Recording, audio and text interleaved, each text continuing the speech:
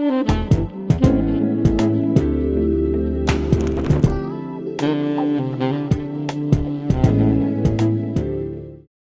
Canosa, escritora, guionista, montajista de cine. Desde 2003 se desempeña como profesora en la Facultad de Ciencias Sociales de la Universidad de Buenos Aires, finalista del Premio Celsius de la Semana Negra de Gijón y del Premio Filba Medifé.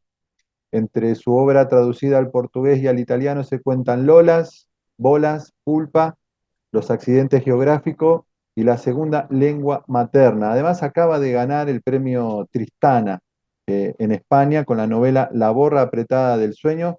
Eh, Según tengo entendido, reescribe la figura del zombie en la época de Rosas. La felicitamos además. Eh, Muy premiada, Flor Canosa, muy merecido. Hoy nos convoca La tercera aberración. Esta novela que sucede en un ambiente doméstico, si se puede llamar un hotel familiar, un ambiente doméstico, que se transforma, que muta esta geografía doméstica cada 15 años, alterando también el ecosistema y también muy emparentado con la genealogía de una familia muy particular.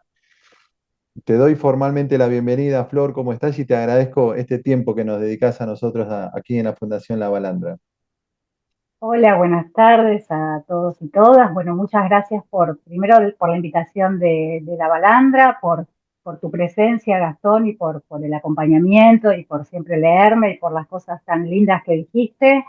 Y a todos y todas las presentes, gracias por estar acá conmigo. La pregunta, la primera, la obvia, ¿cómo surgió la idea, ¿no? ¿Cómo fue la idea embrionaria que permitió la tercera aberración? Bueno, no sé si fue una sola idea o fue una combinación de tópicos que quería explorar.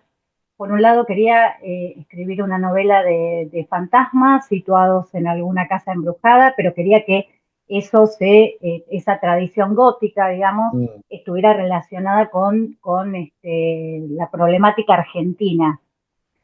En ese sentido, si pienso en los fantasmas de la historia argentina, los fantasmas que tenemos más cercanos como trauma histórico, son los desaparecidos. Entonces, Mm. lo que me parecía central para esta exploración es usar la figura del desaparecido como fantasma y a la vez esto que decías del espacio doméstico, es a la vez un espacio doméstico y a la vez no, porque un Claro. hotel es un no lugar, es un espacio de tránsito, donde difícilmente alguien pueda sentirlo como su hogar.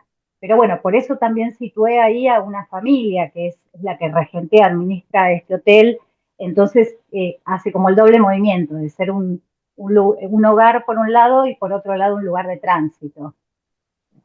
Ahí hay, bueno, el formato tiene la estructura de la novela, capítulos muy cortos, en presente, con una primera voz narrativa que va mudando, ¿no? Que vos vas prestando esa voz a Nuria, a Diana, a Víctor, al propio Sergio, va mutando eso, ¿no? ¿Por qué lo estructuraste así, a esa voz narrativa?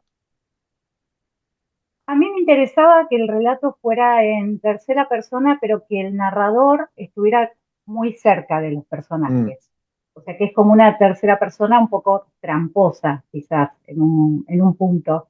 Y el presente también me parece una voz narrativa interesante, porque aparte es una historia que se desarrolla en muy poquito tiempo, digamos, tiene un presente que son unos 5 días de peripecia, que es desde la llegada de Sergio y todo lo que se desarrolla allí, pero necesitaba que el narrador no tuviera una distancia muy grande con los personajes, sino eso, que estuviera bastante cerca porque es una novela muy sensorial y que tiene mucho que ver con los pensamientos y las personalidades de cada uno de estos personajes. Entonces, creo que esta voz salió de esa búsqueda de mantenerme cerca y poder narrarlos, eh, no desde adentro, no desde una primera persona, pero sí esta tercera dudosa. Mm. Y hay otro personaje que claramente es el propio hotel, la casa, ¿no? Tiene un rol muy activo. Es un personaje para mí, yo como lector, para mí, porque es tan determinante, no sé si fue pretendido, imagino que sí, ¿no? Darle esta característica viva a algo que por lo general es algo estático, ¿no? Como una propiedad, como una casa. Y creo que un poco en la búsqueda de construir esta casa embrujada, necesitaba que fuera un personaje más, que no cumpliera solamente con reglas arquitectónicas o que fuera el lugar que los recibe o que los acoge, sino que estuviera viva también.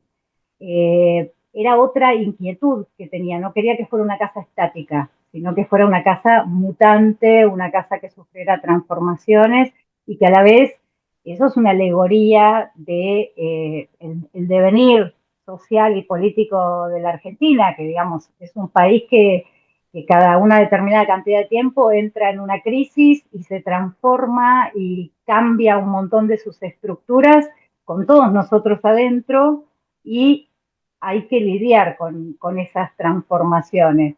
Entonces, me parecía interesante que la casa tuviera, fuera eso, fuera un personaje más y tuviera casi como una personalidad y a Ujú. la vez este otro costado alegórico.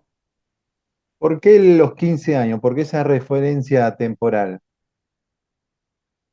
A ver, decimos que las mutaciones en la Argentina suceden más o menos cada un periodo de 10, 15 años. Me manejaba con esa lógica. Y además, por una cuestión quizás de conveniencia de la trama, necesitaba esa cantidad de tiempo por las características. Yo no sé cuánto puedo spoilear, cuánto debo spoilear sobre la Acá historia, porque... somos grandes spoileadores seriales, somos spoileadores bueno, seriales. No, igual bueno, pero vos frename porque si no yo no. Me involucro tanto con las historias las que me gustan, que sí, que cometo esos errores de por ahí contar de más. Pero bueno, no, igual todo bien. está en la contratapa esto, la referencia temporal de los 15 años, ¿no? Esto no estoy contando algo que Sí, no. no, eso no es un spoiler porque sí, son herramientas narrativas que son importantes conocerlas desde antes, pero bueno, la casa tiene la característica de que también tiene una tendencia a tragarse algunos personajes, entonces necesitaba esos 30 años desde la última engullición de la casa para que cayera en el periodo de tiempo que yo necesitaba narrar. Bien, yo había hecho cualquier elucubración al respecto. Había leído hace mucho tiempo que en realidad cuando uno habla de cambio generacional, o la generación, uno siempre lo hace por décadas, 80, la década del 80, del 90, pero generacionalmente, habían hablado algunos sociólogos, antropólogos, se tomaban la referencia de los 15 años. Hay un cambio de generacional cada 15 años en realidad. Y después otra cosa, como la casa es femenino, los 15 para una mujer, digo, no sé, bueno, libre interpretación, ¿no? O sea, No, pero la novela tiene esa característica de que acepta múltiples lecturas. mm, Si en algún momento hablamos, aunque sea un poquito, sobre el final, es como quizás también el momento más polémico de la novela, porque he escuchado por lo menos 10 posibilidades de finales, 10 expectativas de final. Eh, un amigo dice que es una novela que tiene tantos finales como lectores, porque cada quien interpreta algo muy diferente. Y creo sí. que hay muchos detalles y muchas particularidades de la trama, de los personajes e incluso de la acción que despiertan diferentes lecturas. Así que lo de la generación de los 15 años es totalmente válido.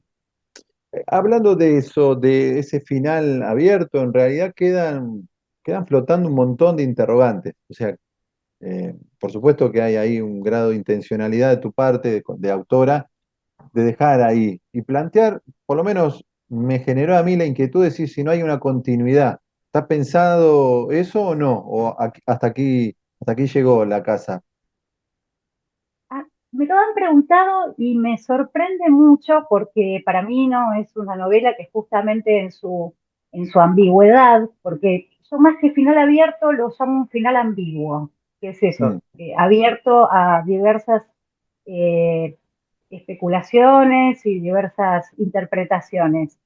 No, en lo que a mí respecta es una novela totalmente conclusiva.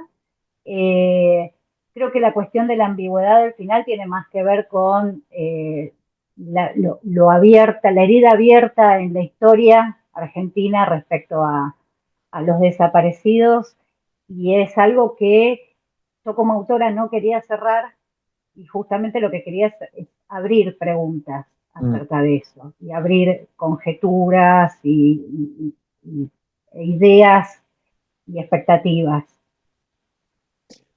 Hay ahí un rol también que ocupa, ahora reinterpretando la obra a propósito, después de escucharte, de estar escuchándote, el lugar que ocupa la memoria, ¿no? Una memoria personal.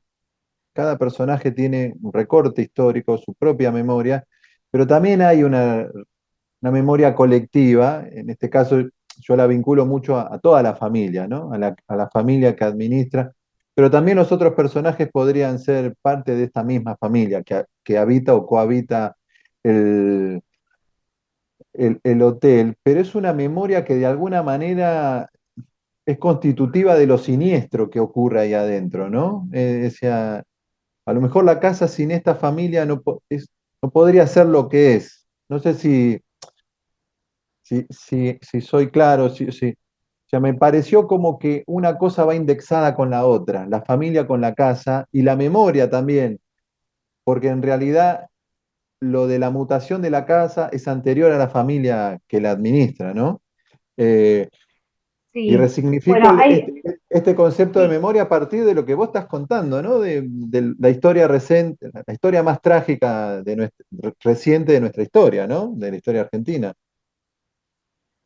sí, con respecto, bueno, la memoria es uno de los temas, es un tema que atraviesa la historia de esta familia, y también los secretos, todas las cosas que no Mm, se dicen, todo lo que no se quiere reconocer, tanto del adentro, o sea, tanto de la familia en sí como de las circunstancias de la mutación del hotel, como de lo que sucede afuera, que era algo que pasaba mucho también en la época de la dictadura, que digamos nosotros estamos con el diario del lunes, ya con todo mucho más resuelto, abierto y Vox Populi, pero en ese momento se manejaba, había mucha gente que no, o no sabía lo que estaba pasando, porque obviamente la prensa, el periodismo no lo podía cubrir, no lo cubría, y había toda esa sensación misteriosa y ominosa dentro de la sociedad,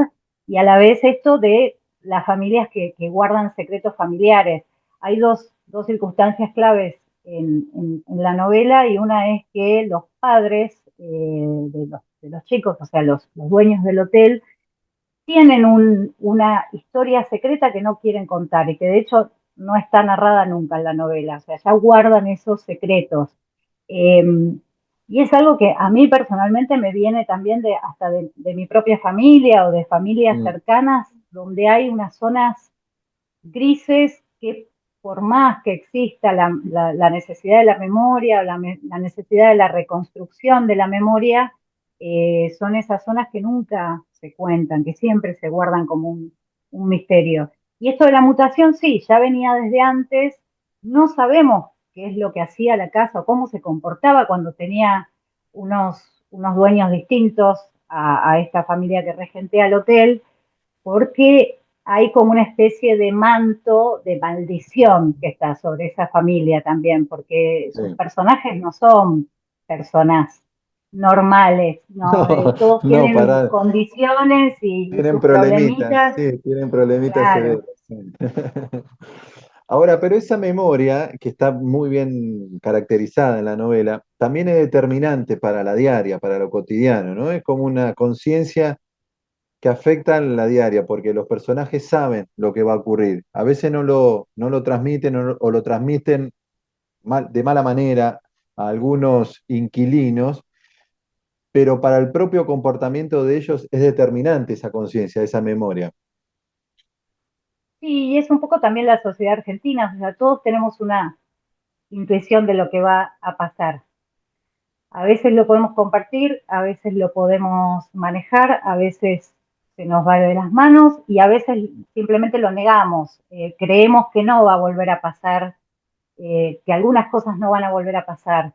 Eh, Creo que circula alrededor de esa idea de pacto también Mm, familiar mm. entre las cosas que deciden gestionar de cierta manera, porque ellos saben que la casa va a mutar cada 15 años, cada cual lo toma de una forma distinta, hay quienes no quieren pensar en eso, hay quienes creen que no va a suceder o que quizás suceda mucho más adelante, y está Nuria que está segura de que en cualquier momento esto va a suceder, y después está el tema de cómo actúan cuando eso sucede, es decir, cómo lo naturalizan y lo gestionan y lo administran y tienen que informar a todos, una vez que sucede la mutación, a todos los huéspedes qué es lo que viene a continuación, porque ya lo vivieron. Entonces es esa cuestión de también de la repetición de los ciclos y de cómo esos ciclos nos afectan y de cómo esos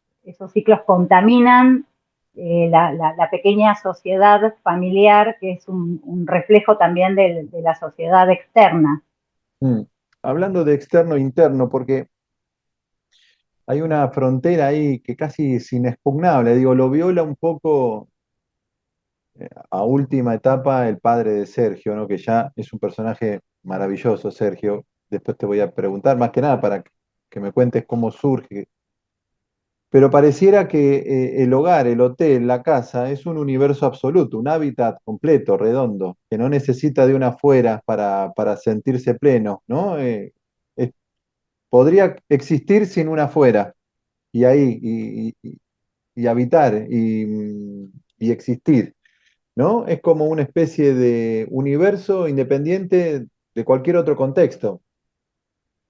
Sí, bueno, esta idea también de un ecosistema autónomo, de un universo con sus propias reglas, Mm. de algo que no, cuyas reglas internas no salen hacia afuera, es decir, cuando Casi no hay sucede, escenas en el afuera de ese hotel, no, no, prácticamente no, la calle aparece muy poco muy y la poquito. casa de al lado aparece muy poquito. Quería que todo fuera ahí adentro. Por supuesto no me propuse que no salieran, pero naturalmente en el proceso de creación la casa necesitaba que estuvieran cada vez más adentro también, quizás para alimentarse de ellos mismos. Y no me acuerdo qué estaba diciendo antes, de qué estábamos hablando, No, que la no casa me tiene acuerdo. sus propias reglas, su propio, casi hasta su Ah, propia sí. constitución, ¿no? Porque hay un orden, un reglamento que se debe respetar, determinadas reglas, como su propio plexo normativo tiene la casa. Sí, un poco como hay en todas las casas, con mayor o menor flexibilidad. Y bueno, estamos en una época, en 1978, donde también afuera había una serie de reglas a respetar. Entonces, un poco es esa cuestión de la réplica, de cómo la casa replica también, o digamos, la sociedad de la casa replica el orden imperante afuera. Sergio es un personaje en este contexto, en esta casa, disruptivo, rupturista. ¿Cómo lo pensaste? ¿Cómo surge la idea de un personaje o un personaje con el perfil de Sergio? Bueno, quería explorar cómo interpretaban estos personajes que yo ya había creado de antemano, que es esta familia, una irrupción como esa, una irrupción de lo diferente, de algo que ellos no podían expulsar naturalmente como han expulsado a los si ellos tenían alguna sospecha de que había alguien escondiéndose en la casa porque tenía actividades ilegales afuera, ellos expulsaban, pero quería que fuera algo que a ellos mismos los asustara. Estamos hablando de un muchacho que es gay en 1978, esto es Sergio, que viene del interior de la provincia de Buenos Aires, escapándose de su padre, suponemos al principio, después entendemos un poco mejor, eh, y tratando también de entender quién es él mismo. Por supuesto que se metió en el peor lugar posible para poder cumplir un proceso de iniciático o de maduración a una vida adulta y autónoma. Cae por casualidad en este hotel y descoloca a toda la familia y suponemos que también acelera un poco el proceso de mutación de la casa porque es eso, justamente es el elemento, es el fascineroso, es otro tipo de transgresión de las transgresiones que eran reprimidas fuera de la casa. Eh, pero bueno, es el hijo rebelde también de un hombre, su padre, que tiene mucho contacto con el afuera y con las actividades que estaban realizando el Con afuera. con el afuera más violento, ¿no? Y más represivo. Exactamente, sí. Eso queda ahí bien claro. Los hijos se llaman Afrodita, Apolo, Minerva, el gato se llama Cronos, toda de la mitología griega. ¿Por qué? ¿Por qué esos nombres? Eso en realidad es como, a ver, yo he visto muchas familias que tienen muchos hijos y que a todos les buscan nombres que estén relacionados o emparentados. Entonces me parecía divertido que esta pareja, que en realidad es una pareja muy convencional en muchos sentidos, tuviera como su momento lúdico y llamara a sus hijos e incluso a su gato con el nombre de estos personajes mitológicos. Pero no es que haya tomado características de los personajes mitológicos para estos chicos, pero hay algo así, un juego intrafamiliar Mm, en esta nominación. muy interesante, sí, me llamó es imposible que no llame la atención estos nombres tan particulares, tan poderosos, ¿no? En ese sentido. ¿Te identificás con alguno? Si vos tuvieses que definirte tu personalidad, no sé si hay alguien ahí en el cual vos te represente, no sé si Nuria, Diana o alguno de los personajes bueno, hay varios, ¿no? Tamoira también, que es un personaje fascinante, una tarotista, por decirlo de alguna una manera. Es una pregunta, no me la habían hecho nunca y no la había pensado tampoco. No O sé, sentís creo que como o sentís que autora, o sentís que estás representada fragmentariamente un poco en cada personaje. exacto, eso te iba a decir, que como autora todos los personajes tienen algo mío, no sé si todos, pero la mayoría tienen algo mío, tienen algo de personas que conozco, tipos de características, de personalidades. Eh, no, creo que en este caso no hay ninguno de los personajes que me identifique plenamente, que son una construcción, es decir, pasé muchos años viviendo con ellos Mm. porque fue un proceso de escritura bastante largo. Eh, en un punto los pude entender a todos y encontrar sus motivaciones y encontrar sus maneras de actuar, incluso los más malos de todos, traté de buscarles alguna beta de humanidad, eh, pero no, particularmente, no, en este caso, No. Eh, me pasó con tu novela lo que me pasa a veces y me parece muy interesante, ¿no?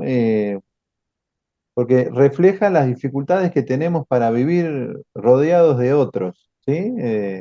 Más en las ciudades o en las grandes ciudades, porque vivir rodeado de otros implica casi aceptar a veces ser espiados, que el otro dé cuenta de lo que vos hacés. Y bueno, y acá en el personaje de Sergio se ve muy, muy clara esa incomodidad, ese fastidio de ser centro de atención, pero un poco nos pasa, ¿no? También esto, ¿no? De la dificultad de vivir rodeado, rodeado de otra gente, de los vecinos que hacen ruido, que son molestos. Sí, yo creo que lo padezco bastante. Yo igual, de todas formas, quizás en ese sentido, yo vengo de un pueblo del interior de la provincia de Buenos Aires como Sergio. Viví ahí hasta los 17 años, hasta que me mudé acá a la ciudad de Buenos Aires. Y por en un punto, lo que uno agradece de la vida de pueblo es esta cuestión de que hay como más espacio. Pero Mm. al mismo tiempo en los pueblos todo el mundo sabe quién sos, qué haces, a dónde vas. Yo me acuerdo que no me podía ratear de la escuela porque seguramente alguien me iba a ver. No tenía a dónde ir porque alguien en el pueblo me iba a cruzar con el guardapolvos en el horario en que tenía que estar en la escuela. Entonces había como una cuestión de vigilancia también. Y mudarse a un lugar como un hotel donde todo es tan promiscuo en algún sentido y que encima te toquen los administradores que no son en este caso las personas más rectas en el sentido de respetar los espacios personales, porque de hecho tenemos a Diana, que es la hija mayor y que ella no ve caras, pero puede oler con Mm. detalle cada una de las habitaciones y saber qué es lo que guarda cada uno de los huéspedes y lo usa con un sentido de vigilancia. Creo que también responde quizás a esa sensación incómoda que da vivir en las grandes ciudades y también vivir en una época de donde la vigilancia era una cuestión cotidiana. Hago la última pregunta, una o dos más, y habilitamos a la gente ya si quiere desmutearse y preguntar sobre esta novela, sobre otros trabajos de Flor, por supuesto, con total libertad. Te iba a preguntar, ¿qué recorrido, cómo está el recorrido de esta novela? ¿Qué lecturas te están haciendo? ¿Qué devoluciones? ¿Qué es lo que está pasando?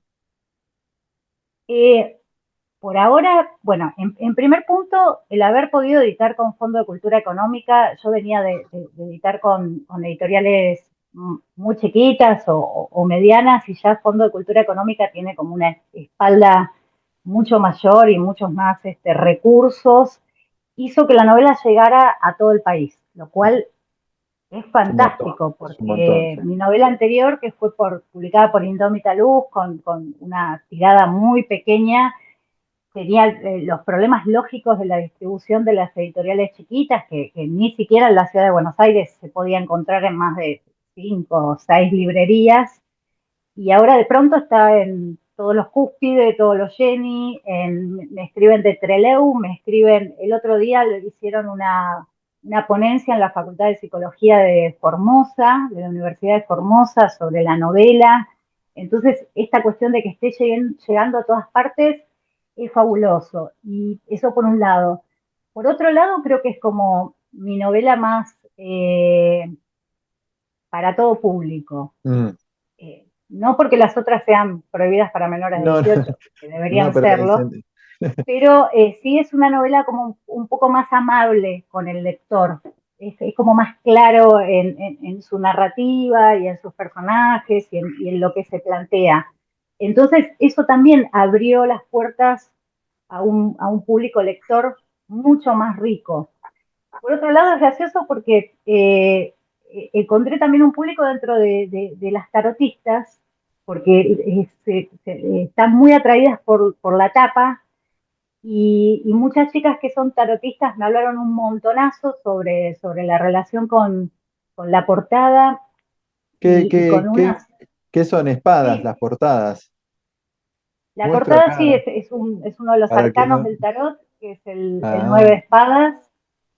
Yo no sé nada de tarot, No, yo tampoco. fue una idea del diseñador del Fondo de Cultura Económica y fue la etapa que yo elegí porque entre las opciones la vi y dije, tiene que ser esta, y sé que ¿Quién, tiene que mucho que ver con lo siniestro, con el dolor, con el sufrimiento. quién está en así acostado tomándose la cara, tapándose con la mano la cara? ¿Quién sería? Puede ser cualquiera de los personajes. Cualquiera. Convengamos que la pasan mal todos. Sí. Para mí es Vic- Sergio, porque bueno, es una cuestión de que es como el hilo conductor. Sí. Víctor también la pasa mal, Y Víctor, en su manera de pasar mal, quizás es como el más el que cabeza menos, fresca, el que el que menos, menos mal la pasa. claro, pero bueno, termina de una manera bastante horrible, así Sí, que sí, pobre Víctor. ¿Apolo la pasa mal o en su universo vive feliz? por un lado su universo vive feliz, pero por el otro tiene algunos problemitas físicos que empiezan a aparecerle y también para mí la pasan todos mal. Lo que pasa es que hay niveles como de gestión también de las emociones y del contexto diferentes. Está como en toda familia o en toda reunión o en toda comunidad hay personas que viven quizás un poco más por fuera de lo que sucede. Hay un término que utilizaste ahí para definir a Apolo, o cómo le dicen a Apolo, que me hizo acordar porque era un término que se usaba, ya no se usa más, ¿no? El mongi. El Mongi. Y lo menciono porque me imagino que habrás tenido que trabajar también el tema del lenguaje, porque una cosa es cómo hablamos ahora y otra cosa es cómo hablábamos hace 50 años atrás, ¿no? 47. Y ese término era un término que realmente se utilizaba en aquella época. ¿Eso también fue un proceso tuyo de trabajo, porque claramente no pueden hablar los personajes como hablarían hoy en 2025, ¿no? Sí, creo que es algo que tengo y que incorporé mucho con, no sé, ciertas lecturas. Ahora no te las podría señalar, pero he leído mucha literatura de los años 70, entonces había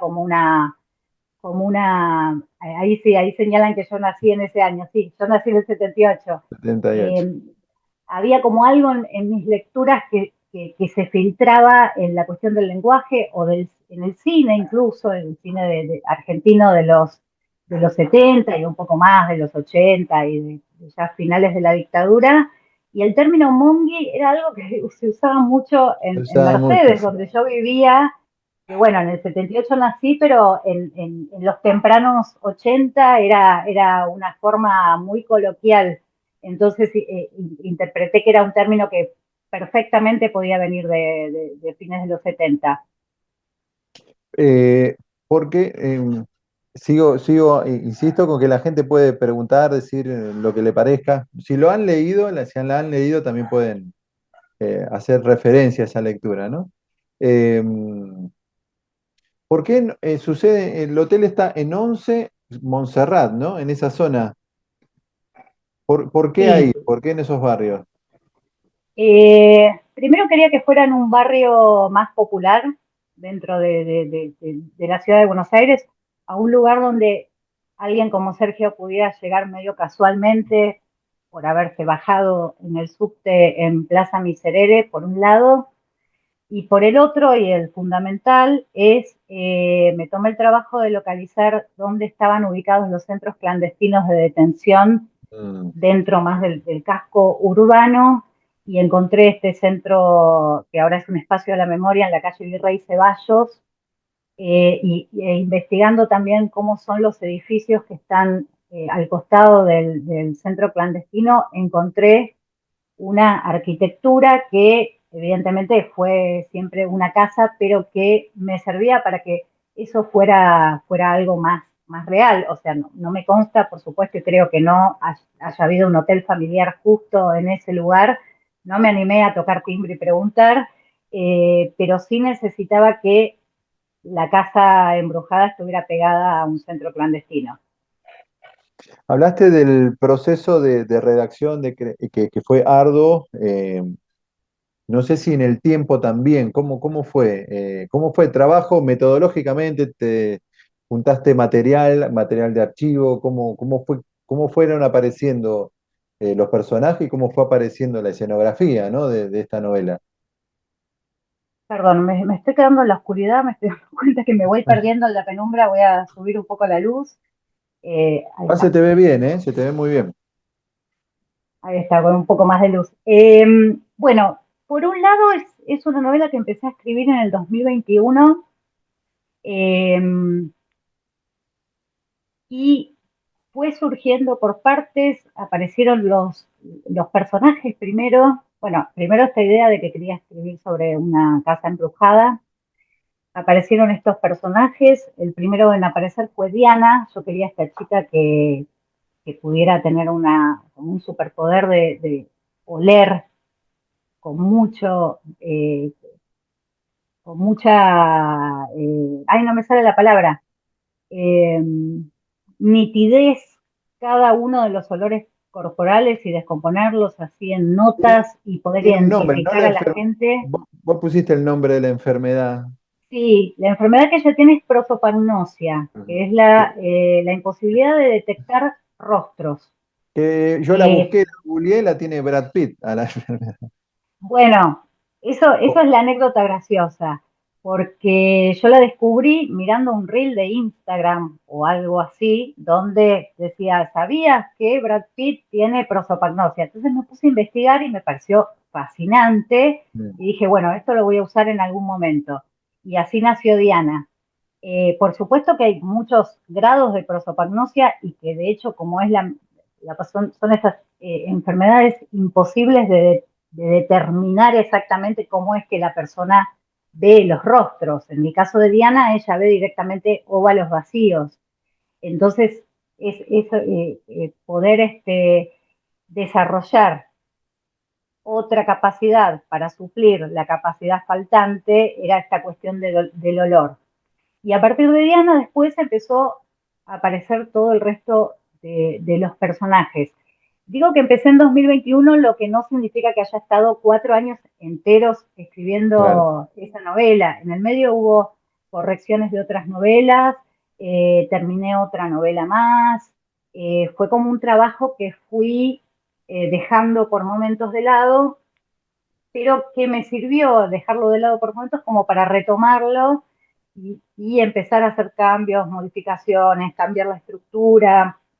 Eh, habrán sido, el último tramo de trabajo habrán sido unos 6 meses así intensivos, donde solo me puse a escribir la novela, pero que ya tenía prácticamente el 70% escrita.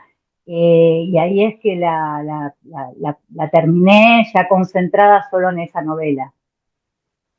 Ahí Ruti hace una pregunta, no sé si Ruti te querés desmutear y preguntarla tú directamente. ¿Cómo estás, Ruti? Bueno, ¿qué Buenas noches. tal? Muchas gracias, Gastón. Gracias. Bueno, escuchando la conversa entre ustedes me dan ganas de comprar el libro, eso seguro. Pero bueno, yo no he leído nada tuyo, entonces pensaba, digamos, qué tiene de propio o de distinto tus otras obras y desde el punto de vista literario y qué de semejante. Bueno, Eso. un gusto, Ruti, conocerte. Bueno, te cuento. Eh, yo empecé a escribir, empecé a publicar, no a escribir porque escribo desde chiquita, pero empecé a publicar hace unos 10 años y mi primer novela, con la que gané un premio, que gracias a eso la pude publicar, es totalmente realista, de humor y prácticamente pop. Es como si fuera una serie de Netflix.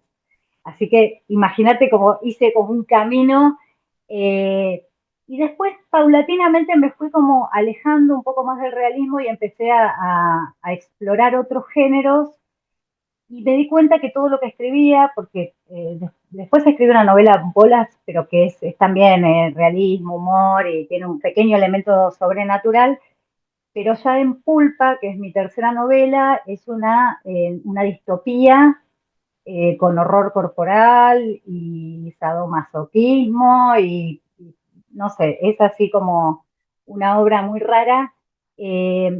pero ahí me di cuenta que me gustaba muchísimo mezclar géneros. Entonces, las que siguieron, la siguiente fue Los accidentes geográficos, que es una historia de una relación de pareja entre dos personajes que en realidad viven como su historia de amor en diferentes tiempos y espacios, pero es la misma pareja. Entonces, ¿cómo conocerse en Noruega o conocerse en Buenos Aires o conocerse en Roma puede modificar toda la dinámica de una pareja? Es como una especie de historia de amor en multiverso, pero realista dentro de todo. Y después escribí una novela cyberpunk, que es La segunda lengua materna.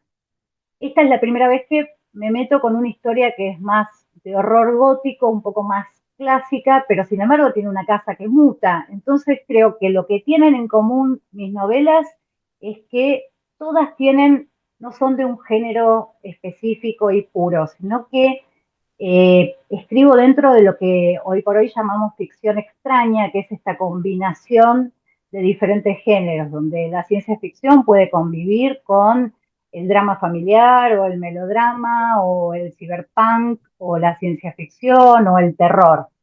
Creo que en ese sentido también a veces me cuesta recomendar a quien le gustó esta novela alguna de mis novelas anteriores porque son muy distintas. Eh, no sé si respondí más o menos tu pregunta, pero creo que la clave es esta cuestión de combinar diversos géneros. Gracias, Ruti. A, Gracias.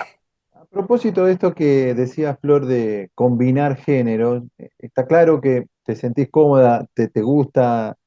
Ahora, ¿te ha traído algún contratiempo para el lado de, al momento de el trabajo con algún editor o conseguir editorial porque viste que siempre en lo general buscan encasillar, que quede claro el género? ¿Te ha traído algún contratiempo en ese sentido? Sí y no. Es decir, eh, cuando me contacto con alguna editorial, me contacto a sabiendas de que mi obra puede formar parte de su catálogo porque dialoga bien con las otras obras. Fue raro lo que me pasó con Pulpa, porque Pulpa fue la primera novela que publicó una editorial que ahora ya, por desgracia, no está más entre nosotros, que es Editorial Obloshka. Y cuando le pasé el texto a Gastón Levín, que era su editor en ese momento, eh, le dije, mira, Gastón, yo te estoy pasando esto, pero no creo que te guste porque no tiene nada que ver, yo me Mm, imagino que vos lees otras cosas, esto es ciencia ficción, es medio porno, no sé si te va a gustar. Y bueno, Gastón la leyó y dijo, me encanta la ciencia ficción, estoy por armar una editorial, así que adentro. Estaba con Entonces, a veces Silvia, estaba con con Silvia Silvia Itkin, ¿eh? Itkin, ¿Y Silvia sí, qué sí, te sí, dijo, Silvia? ¿La leyó buenísima. también? Sí, Silvia era la socia, la leyó, le gustó, pero a Silvia le gusta más la segunda novela que me Claro, publicaron, que es Los me accidentes imagino. geográficos, que la trabajé mucho más con ella y que es un poco más amable, quizás en un punto, Me lo esa imagino. novela. Es como más delicada, es como un poco más clásica, por más que tiene esta cuestión del multiverso, pero tiene otro tipo de escritura. Entonces, por un lado, a veces hay que animarse a enviar material que puede ser disruptivo para una editorial. Es un momento muy difícil ahora, las editoriales ya no tienen cintura como para correr grandes riesgos, pero incluso con Fondo de Cultura Económica, que ahora Gastón Levín es el director de Fondo de Cultura Económica Argentina, cuando él me convocó y me dijo, ¿tenés alguna novela? Yo le envié una novela y me dijo que no, me la rechazó porque sentía que no entraba dentro del catálogo. Y después, unos años después, cuando le mandé La tercera aberración, me dijo, sí, esta me gusta mucho, vamos para adelante. Entonces, bueno, creo que la clave es esa. Primero, conocer los catálogos de las editoriales para ver si hay cabida. Eh, si no, arriesgarse, que puede llegar a salir bien. Y además están los concursos, que la verdad que los concursos son una gran un gran capital para, no solamente para ponernos a veces el objetivo de terminar un texto que tenemos ahí a medias, como una especie de fecha final para decir, bueno, la tengo que terminar para mandarla a este concurso, sino porque increíblemente, y como en mi caso que pasó hace unos días, se pueden ganar también. Mm. No, la colección Tierra Firme del Fondo de Cultura es excelente, ¿eh? He leído otras obras, la de Quique Ferrari, la historia del Ujú. revólver, que supuestamente Estás leyendo utilizó, esto. Sí. sí, que utilizó Borges para la historia real, ¿no? Es contada por el propio Borges, que allá en Adrogué en un momento quiso quitarse la vida con un revólver. Me pareció maravillosa esa obra. Ujú. Así que linda colección literaria, ¿no? De narrativa del Fondo de Cultura, que uno siempre la tiene como encasillada en otro tipo de textos, ¿no? A Fondo de Cultura Económica. Así que me parece todo un hallazgo. Eh, Decías que publicaste hace 10 años, sos muy prolífica, además muy exitosa, porque ganás concursos y muy prestigiosos. Sos muy prolífica, dedicás mucho tiempo a la escritura. ¿Cómo es ese tiempo cómo te organizás? ¿Escribís mucho? Sí, siempre escribí mucho, siempre pasé muchas horas escribiendo. eh, Nunca me conformo con estar escribiendo una sola cosa, no sé por qué, mi cabeza funciona así, de tener como muchos proyectos abiertos. Quizás eso es porque vengo del mundo del cine, del guión cinematográfico, donde uno trabaja como con cierta disciplina, porque hay también, hay fechas de entrega y hay que cumplir objetivos. Entonces un poco eso lo heredé para la narrativa. Eh, Escribo rápido y después me tomo mucho tiempo para corregir, pero muchas veces soy de la idea así de escribir un poco intuitivamente y seguir adelante sin tanto revisar atrás, porque después hay tiempo para corregir, ajustar, descartar, agregar. Eh, También el hecho de trabajar en varios proyectos a la vez hace que pueda volver a otro de los proyectos con la cabeza ya más Claro, fresca y poder con verlo con un poco cierta, de claro, distancia. con cierta distancia, claro. Exacto, sí, y soy mucho de ponerme objetivos también, tengo que Mm. terminar esta novela para tal fecha, no solo por los concursos, sino por eh, no sé, TOC. Entonces eso me Llega un hace ser momento que más. llega el momento que te querés sacar la obra de encima, decís, ya está, tengo que poner la energía en otra cosa y decís, la tengo que terminar porque esto ya le estoy dedicando mucho tiempo. Sí y no. Es decir, llega un momento en que digo, no, estoy harta, esto se terminó acá, no la puedo seguir tocando más. Pero por suerte también los tiempos editoriales y los tiempos de publicación y todo eso son muy largos, entonces eso me da la posibilidad después Mm. en el medio para poder seguir tocándola. Me está pasando que ahora el año que viene va a salir otra novela, pero con editorial Marciana, Mm. que ya es algo que es una novela que hablamos con el Fondo de Cultura Económica, que tampoco entraba dentro del catálogo, entonces me contactaron los chicos de Marciana y la verdad que me dicen, bueno, esta es la última versión. Le digo, no, bancame 2 meses más que te mando la última porque se me ocurrió otra idea. Entonces, un poco se trabaja así. En realidad, la única forma de terminar una novela es que ya la agarre el editor y te la publique, porque Claro, si ya no va a está. ser Te la eterno. quitan de las manos, la única manera de Y sí, Y y después después sos la de... lees y decís, ay, pero Ah, ¿por qué no. no hice? Sí. Te clavas el cuchillo de leer la obra publicada y ahí es una tortura, ¿no? Porque vos decís, acá tendría que haber hecho esto, esto se lo tendría que haber quitado, acá esto está... Sí, no, lo que me pasa a mí es que, no sé, es una cuestión de deterioro cognitivo por la edad o no sé, pero necesito volver a leer las novelas después de publicarlas porque en el transcurso por ahí escribí otra o pasaron otras cosas y necesito como volver al texto para recordar ciertas cosas que me quedan como en una nebulosa. También puede ser que porque soy muy prolífica y estoy como con muchos proyectos a la vez, Sí, es como que lo publico y necesito después volver a leerlo. claro. Y en esa relectura, ¿Cómo se sufre o no?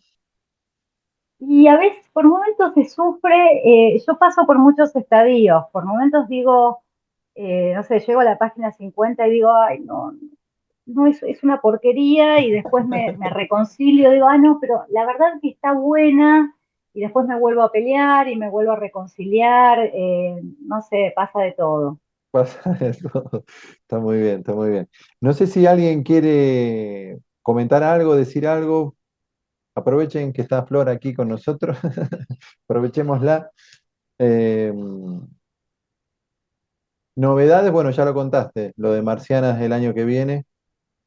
Así Marciana el que, año que viene, y bueno, y sale en España la novela con la que gané el premio, en junio del 2026. Sale por ahora solo en España porque es una editorial española. española. Sí, Y la posibilidad de que se publique acá, o que. todavía no me mandaron el contrato porque fue todo, pasó esto el jueves pasado, así que todavía estoy, no empecé el trabajo con el editor y todo, y es muy loco porque es una novela muy, muy argentina, justamente Sí, se está reescribe un poco una lo historia de dentro Rosa. del Del, rosismo, eh, claro, alrededor de la batalla de Caseros. Así que me encantaría que se publique acá en Argentina, pero bueno, a priori saldrá en España y después veremos si en unos años la publicamos por acá. a propósito del trabajo con los editores, ¿sos permeable al pedido de correcciones y de cambios? ¿Sí? Sí, sí, sí, súper permeable porque considero que el editor es el que sabe qué es lo mejor para la obra. Reconozco que nunca me salieron con nada, así que como para que Sí. dijera, pero no la entendiste. O sea, no, nunca tuve, no, no, tuve una relación espectacular siempre con los editores y las editoras, y me gusta mucho escuchar lo que tienen para decir, y considero realmente que todos los cambios van a mejorar la obra. Una genia total. Bueno, no sé si alguien quiere. Ahí está, Mariana Romano, levantando la manito. ¿Cómo estás, Mariana? ¿Bien? Hola, buenas tardes. Bueno, primero me dieron muchas ganas de leer la novela. Me encanta toda la parte histórica. Bueno, yo no viví la dictadura, pero es una cosa que me conmueve mucho. Bueno, y por otro lado, bueno, eso quería felicitar a Flor. Y por otro lado, quería hacer una pregunta más bien técnica, que creo que es para Valeria, que me debería responder, no sé si está ahí. El tema es que me anoté para el debate, para el ciclo de debates del deporte y literatura, cómo se entrecruzan, Sí. y nunca me llegó el mail digamos, de contestación de que me había anotado. Ah, Eh, bueno, vamos a dejar y lo de, intenté como 2 veces y no, nunca me llegó el mail. lo vamos a dejar Eh, asentado, Mariana, para que, bueno, no sé, sábado y domingo, pero el lunes te tendría que llegar el mail con el link de las coordenadas, decís vos. Es el. Claro, porque generalmente te llega un mail que dice, Mariana, gracias por anotarte, no sé, algo así. Y bueno, nunca me llegó. ¿Te Pero yo fijaste? sé que no es mi mail porque sí me llegan otros mails, así que bueno, Te no sé. fij- a veces pasa que como tiene un banner así, se va a spam. Por ahí llegó a spam también, ¿eh? Pero igual quédate Claro. tranquila que nosotros el lunes avisamos y te mandamos el link con las coordenadas, ¿eh? Bueno, muchísimas gracias. Eso era todo y bueno, me encantó haber compartido esta tarde con ustedes. Gracias, Mariana. Gracias, Mariana. Bueno, quehaceres de la diaria de la Fundación, también que. Pero sí, por supuesto. Bueno, Flor, mil gracias. La verdad, esta semana conviví con la tercera aberración. La verdad, una semana maravillosa, de gran lectura. Sí, fervientemente recomiendo la novela, editada por una gran edición, además del Fondo de Cultura Económica. Como dijo Flor, está en todas las librerías.